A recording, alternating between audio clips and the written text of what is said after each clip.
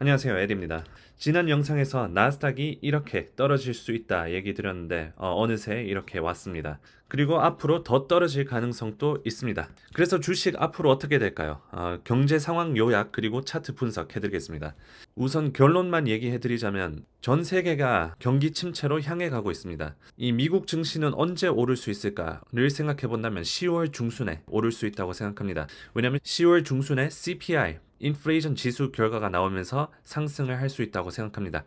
우선 주식이 왜 이렇게 하방 쪽으로 계속 내려가나 얘기해 드리겠습니다.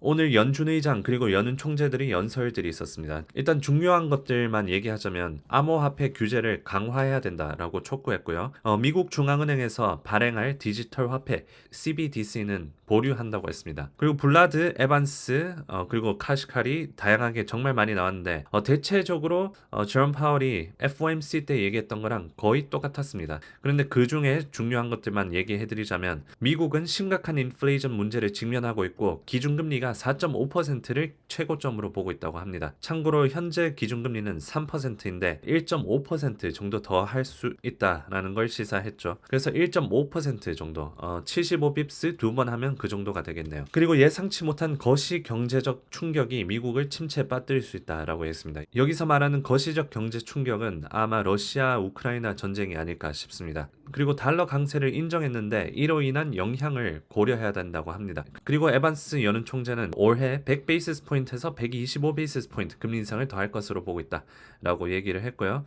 그래서 50베이시스 포인트 두 번이나 아니면 50 75 이렇게 보고 있다는 거죠. 네, 오늘 연준 의장 그리고 연은 총재들의 연설들 요약해드렸고요. 현재 거시경제 지정학적 상황이 정말 심상치 않습니다. 러시아 우크라이나 전쟁 고조가 되고 있고 유럽 에너지 문제가 있습니다. 오늘 노르스트림 러시아에서 독일로 직접적으로 이어지는 천연가스 파이프라인을 누군가 의도적으로 테러 사보타주를 했다라고 추정이 되고 있습니다. 그래서 지정학적 긴장이 고조되고 있고 이렇게 되면 유럽에도 더 큰 문제가 생깁니다.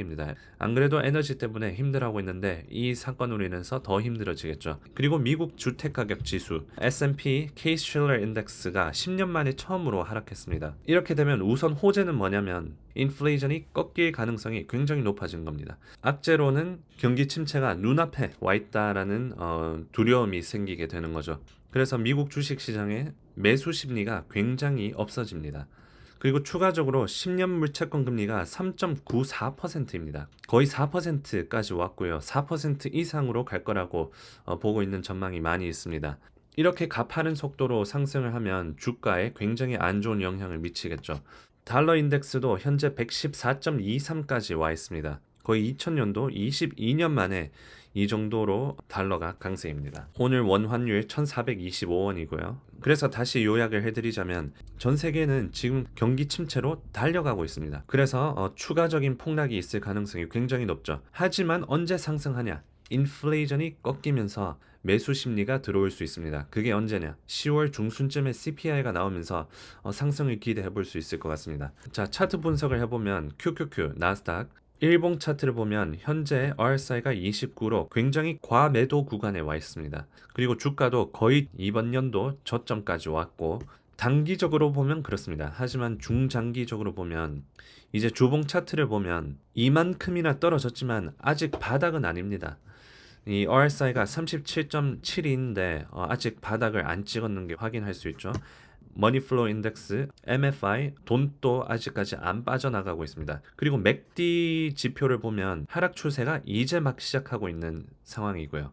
그래서 지금 가격에서 조금 더 추가적인 하락을 할 수 있다라고 생각합니다. 그냥 재미로 차트를 그려보자면 대충 이런 그림이 나오지 않을까 싶은데 실적 발표가 얼마 남지 않았습니다. 10월 말에 있는데 실적 발표가 잘 나오면 이렇게 또 300 뚫고 위로 올라갈 수 있는 거고 만약에 실적 발표가 안 좋게 나오면 또 이런 식으로 하방 추세를 보여줄 수 있다고 생각합니다. 그리고 월봉 차트는 여전히 하락 추세에다가 과매도라고 할 수는 있습니다. 그래서 지금 사놓고 뭐 내년까지 본다면 상승해 있을 가능성이 굉장히 높습니다. 월봉 차트로 보면 장기적으로 보면 굉장히 과매도 구간이기 때문이죠.